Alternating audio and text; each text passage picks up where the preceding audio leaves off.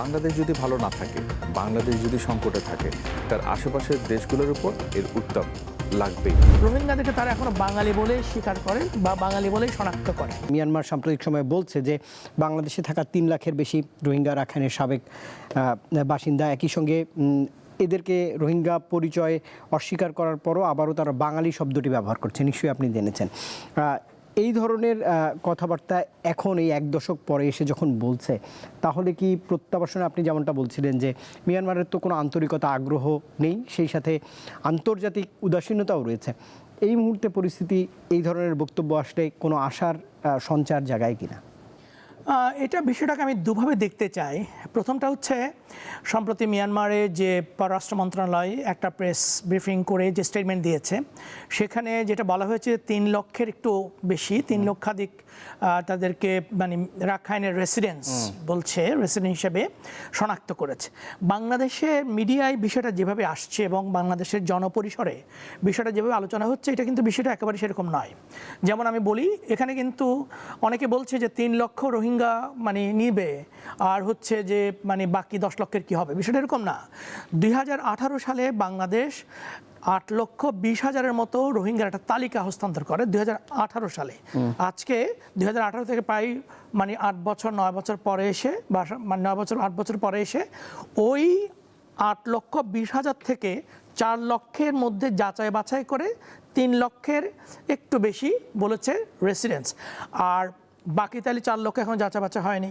Number 1। Number 2, যদি আমরা ধরেই নিই প্রপোর্শনে, এটা একটা দিক বলছি, প্রপোর্শনে ধরে নিই যে 4 লক্ষের মধ্যে যাচাই বাছাই করে 3 লক্ষ পাওয়া গেছে, বাকি অবশিষ্ট 4 লক্ষ যদি যাচাই বছরে 3 লক্ষ পাওয়া যায়, আর বাংলাদেশ যদি 2018 সালের পর থেকে 2026 পর্যন্ত আরও ধরলাম যে 4 লক্ষ রোহিঙ্গা বাংলাদেশে আছে, যেটা ইউএনএইচসিআরের স্ট্যাটিস্টিক্স, বাংলাদেশ সরকারের স্ট্যাটিস্টিক্স, আমাদের একাডেমিক রিসার্চের সংখ্যা অনেক বেশি, কিন্তু আমি যদি ইউএনএইচসিআরের স্ট্যাটিস্টিক্স ধরে বাংলাদেশ আর 4 লক্ষ যদি দেয়, তাহলে ওই 4 লক্ষ যদি প্রপোর্শনালি 3 লক্ষ যদি মানে রেসিডেন্ট হিসেবে স্বীকার করে, তাহলে তো বড় অ্যামাউন্ট, মানে ধরলাম যে 9 লাখ মানে রোহিঙ্গাকে নিতে চাই। সুতরাং এটা ধরে নিতে হবে যে এটাকে এভাবে দেখবার কোনো সুযোগ নাই। 2টা পয়েন্ট, একটা হচ্ছে বাঙালি মিয়ানমারে মানে রোহিঙ্গা বলে কোনো কিছু নাই। রোহিঙ্গা হচ্ছে দে ডু নট এক্সিস্ট। তারা 1982 সালের যে সিটিজেনশিপ ল করেছে, তার মধ্য দিয়ে রোহিঙ্গাদেরকে অলরেডি স্টেটলেস বানিয়ে দেওয়া হয়েছে, লিগ্যাল এক্সক্লুশন আমরা বলে থাকি। তাহলে কি দাঁড়ালো? রোহিঙ্গাদেরকে তারা এখনো বাঙালি বলেই স্বীকার করে বা বাঙালি বলেই শনাক্ত করে। সুতরাং এটা হচ্ছে মিয়ানমারের সেই পুরনো স্ট্র্যাটেজি, নাম্বার 1।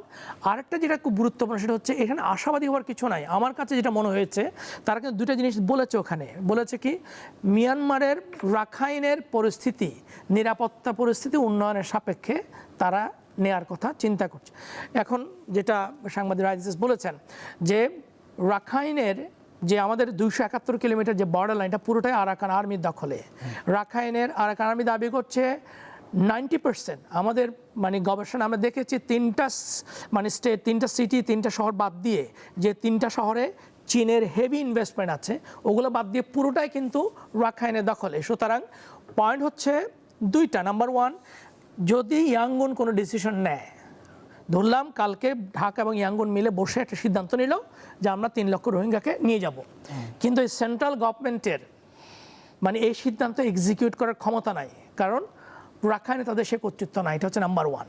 নাম্বার 2 হচ্ছে আমার কাছে নিজের কাছে মনে হয়েছে যেটা, সেটা হচ্ছে আমি যেহেতু এটা ফলো করি এবং আমি মানে হিস্টোরিক্যাল বেসলাইনগুলো আমার মোটামুটি জানা আছে, আমার কাছে মনে হয়েছে মিয়ানমার এই কাজটা করেছে একটা খানিকটা ডিপ্লোম্যাটিক একটা ফার্স হিসেবে আমাদের সামনে এটা এনেছে। সেটা হচ্ছে কীরকম, যেমন মনে করেন, আপনি জানেন যে মিয়ানমারের সরকারের উপরে গ্লোবালি একটা প্রেশার ক্রিয়েট করছে, তারা নিজেদের দেশে একটা সিরিয়াস হিউম্যান রাইটস ভায়োলেশন করছে, একটা সিভিলিয়ান ক্যাজুয়ালিটি বাড়ছে, এবং মিয়ানমারের যে স্টেটগুলো আছে সেখানে রেজিস্ট্যান্স গ্রুপগুলো কন্টিনিউয়াসলি মিয়ানমারের মিলিটারির সাথে ইনফাইটে যুক্ত।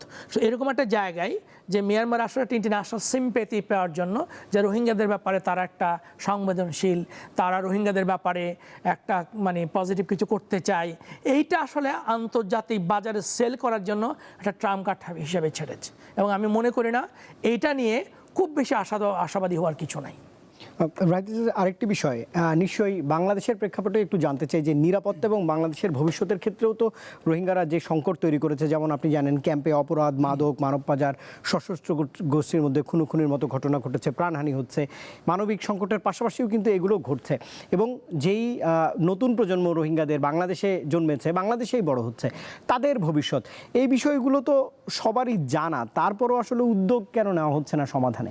সমাধানের উদ্যোগ যদি বলেন আমি স্ট্রেট ওয়েতে আপনি সিকিউরিটি কনটেক্সটে বললেন, তো আমরা যদি গত এক বছরের হিসেব দেখি, আমি কালকে একটা রিপোর্টে আমরা দেখার চেষ্টা করছিলাম যে গত 9 বছরে প্রায় 300-র মতো খুনোখুনির ঘটনা ঘটেছে। সেখানে আপনার অপহরণ, মুক্তিপণের দাবিতে অপহরণের ঘটনা ঘটছে। আমি যদি ভুল না করি ফিগারটা ডাবল ডিজিট হবে, এরকম গ্রুপ আছে যারা আধিপত্য বিস্তার করে। শুরু থেকেই বলা হয়ে থাকে আমাদের লোকাল পলিটিক্যাল পার্টি বা পলিটিশিয়ানরা, অ্যাক্টররা তাদেরকে প্যাট্রোনাইজ করে থাকে, এবং সেই প্যাট্রোনাইজেশন না থাকলে তো এটা হওয়ার সুযোগ নেই। যেমন একটু পিছনে গিয়ে বলি, এই যে আরসা কেউ আমরা বলি কথিত, আরসার অস্তিত্ব নিয়েও মানুষকে নিয়ে প্রশ্ন করে যে আরসাটা একটা প্ল্যান্টের জিনিস ছিল কিনা। আমরা যখন 2017 সালের রোহিঙ্গা সংকট নিয়ে কথা বলি, আমাদের প্রায় এক বছর আগে 2016 সালের অক্টোবর আরেকটা ঢল এসেছিল, সেটা 87,000। যে আন্তর্জাতিক সম্প্রদায়ও মানবিক সহায়তা দিচ্ছে, ইন্টারন্যাশনালি প্রেশার দিচ্ছে, কতখানি সেটা কি সত্যিকার অর্থেই তারা সেই সমাধানের পথ খুঁজতে চায়, নাকি তাদের কেকের অংশটা নিতে চায়? এই জিনিসটা আমাদের বোঝা দরকার। আর একদম স্ট্রেট ওয়েতে চলে আসি যে আমরা এটা সামাল দেওয়ার চেষ্টা করছি কিনা। আমরা সামাল দেওয়ার চেষ্টা করি নিজের জায়গা থেকে। এবং এই যে একটু আগে বললাম, রাজনীতিবিদ, সেটা স্থানীয় হোক বা জাতীয় পর্যায়ে হোক, বিগত 15 বছরে যে সরকার ক্ষমতায় ছিল, অর্থাৎ 2009 থেকে 24-এর গণঅভ্যুত্থানের আগে পর্যন্ত, তারা জিনিসটাকে একভাবে সমাধানের চেষ্টা করেছে। একটু আগে কিন্তু আমার কথার মধ্যে সমালোচনা আছে, অন্তর্বর্তী সরকার যেভাবে বলেছে, যে ওয়েতে হ্যান্ডেল করার কথা তারা বলে আসছিল, সেই ওয়েতে তারা কিন্তু কোনো অর্জন করতে পারেনি।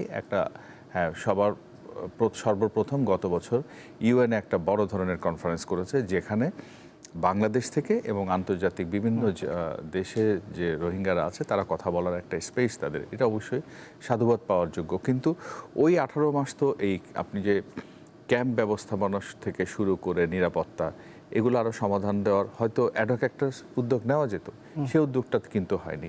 তো ওই 9 বছরের অভিজ্ঞতার আলোকে আমার মনে হয় এখন খুব জরুরি ভিত্তিতে সময় চলে আসছে যে আমাদের এটা খুঁজে বের করা, যে খুব সহসা বা শিগগির এদেরকে পাঠানো যাবে না, তাহলে আমার সেটা কিভাবে সামাল দিতে হবে, সেটা আইন শৃঙ্খলা হোক, অর্থনীতি হোক, এবং শিবিরের মধ্যে রেখেই। যেমন ছোট্ট একটা উদাহরণ দিয়ে আমি শেষ করব।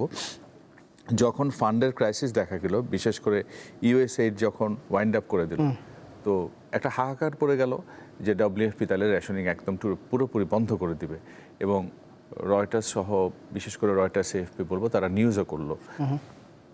এর পরপরই দেখা গেলো খুব অল্প সময়ের মধ্যে, 1-2 দিনের মধ্যে US স্টেট ডিপার্টমেন্ট একটা স্পেশাল ফাইন অ্যালোকেট করে সেটা আপৎকালীন পরিস্থিতি হিসেবে সামাল দেওয়ার চেষ্টা করলো। এখন এই যে আপৎকালীন পরিস্থিতি দিয়ে কিন্তু আপনি সংকটটা সমাধান খুঁজতে পারবেন না। সমাধান খুঁজতে হলে আপনাকে স্বল্প, মধ্য এবং দীর্ঘমেয়াদী সমাধানের দিকে যেতে হবে। এবং নিরাপত্তার কথাটা যেটা বলছেন, বাংলাদেশ যদি ভালো না থাকে, বাংলাদেশ যদি সংকটে থাকে, তার আশেপাশের দেশগুলোর উপর এর উত্তাপ লাগবেই। এই জিনিসটা সবাইকে বুঝতে হবে। এবং একটা কথা প্রায় আসে যে আন্তর্জাতিক সম্প্রদায় করেনি, কিন্তু চীন কি তার দায়িত্বটা যথাযথভাবে পালন করেছে কিনা, এই প্রশ্ন আসছে। রাখাইনের 80 থেকে 90% জায়গা এখন আরাকান আর্মির দখলে।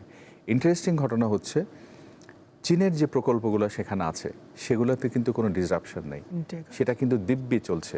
এবং এমনও বলা হয়, সামরিক অভ্যুত্থানের পর মিয়ানমারের সামরিক জান্তার সাথে সারা দেশে যে বিচ্ছিন্নতাবাদী বা সশস্ত্র গোষ্ঠীগুলোর সংঘাত চলছে, তারা চীন সীমান্তবর্তী, এবং কোনো না কোনোভাবে তারা চীনের কাছ থেকে সুবিধা পেয়ে থাকে, অস্ত্র আসছে, অর্থ আসছে। তো এই যদি হয় অবস্থা, এবং এটা আমি কি বলে থাকি অনেকটা কন্ট্রোলড ইনস্টেবিলিটি।